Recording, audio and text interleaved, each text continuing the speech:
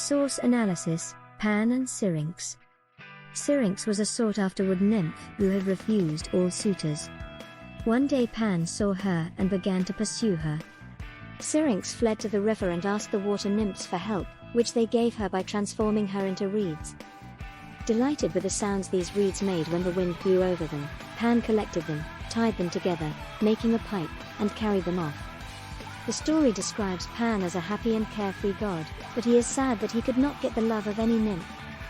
This can be inferred in Ovid's version of the story as he pursues Syrinx in the lines "It remains still to tell what he said and to relate how the nymph, spurning his prayers, fled." In the paraphrase, this detail is not evident at all due to brevity. Secondly, the story describes more information as to what exactly Syrinx's experience of Pan's pursuit was like. As she fled, Syrinx, more and more frightened by the patter of his hooves, never heeded him, and as she pleaded for help, the goat god overtook Syrinx. Ovid's story does not explicitly state these details, but they can also be implied as Pan is described in these ways prior to this story. The same can be said of the description in the story's version of when Syrinx saw Pan. Syrinx turned, caught one glimpse of the god's shaggy hair and bright eyes, and the two little horns on his head.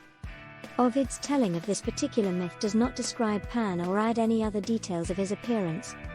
It is left out in the paraphrase as well as it is not immediately relevant to the summary of the story. Finally, the story describes in more detail the exchange between Syrinx and her river sisters. It tells of Syrinx praying to the water nymphs for a way to escape. The water nymphs, confused, look up at her through the water, and quickly develop a plan too. Ovid simply states that she asked for her sisters at the stream to change her form. One of the most significant omissions from the webpage and the original story itself is the fact that Pan is prone to anger. Ovid has discussed this detail in other sections of Metamorphoses, but this fact gives the reader more understanding as to why Syrinx fled in such a panic. Herodotus tells us that the term panic comes from the goat god Pan, which gives the reader insight into how significant Pan's bad temper was and the fear he caused in others, especially in Syrinx. The story itself is titled Story, Pan and Syrinx, indicating it is dedicated to the myth about the goat god Pan and the wood-nymph Syrinx. In Ovid's Metamorphoses, it is meant to be read, or told, all together, which would provide the details such as Pan's appearance and characteristics, what wood-nymphs are, Syrinx's appearance and characteristics, and all of the context that allows this myth to be told in a succinct way.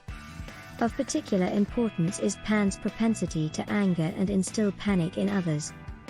The story does have some background information, but it must draw on these other elements from Ovid's Metamorphoses and put them directly into the story of Pan and Syrinx to provide the audience with the proper context.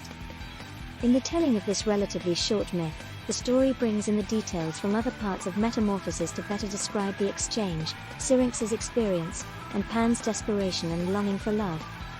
By reading the version in the story, the audience knows Pan is a goat god, with hooves, horns, shaggy hair, and bright eyes, who is sad at the fact he has never known love from a nymph.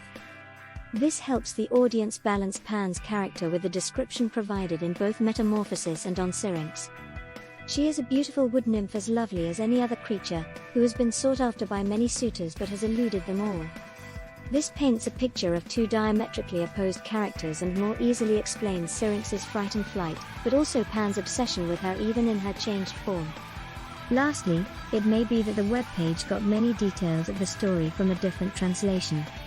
This explains some of the more subtle differences between the two versions of the myth. The story goes into much more detail on who Pan is, explaining that he is the god of the forest, son of Hermes, and a mortal shepherd's daughter. It is said the forest god, who is half goat with hooves, horns, and fur, led a merrier life than all the other gods combined. He was loved by everyone from shepherds, countrymen, fawns, birds, and beasts, all beings in his kingdom. More is also said about the nymphs, which are beautiful creatures and female spirits of nature. These daughters of Zeus are also described as goddess-like and often very sexual in nature. These spirits filled the woods, rivers and often took human life forms.